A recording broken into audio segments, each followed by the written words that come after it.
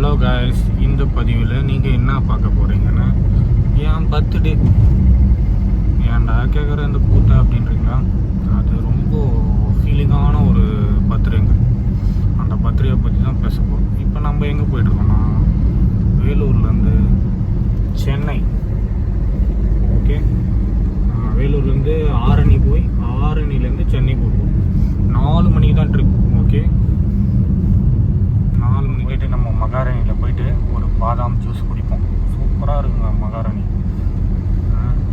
மகாராணியில் போயிட்டு ஒரு பாதாம் ஜூஸ். மகாராணி தருதுங்களா? அது வந்து பாருங்க, இதான் மகாராணி ஐஸ்கிரீமு. பெரிய டெவலப்மெண்ட் ஆகிடுச்சுங்க. இங்கே போயிட்டு ஒரு பாதாம் ஜூஸ் வாங்கி குடிப்போம்.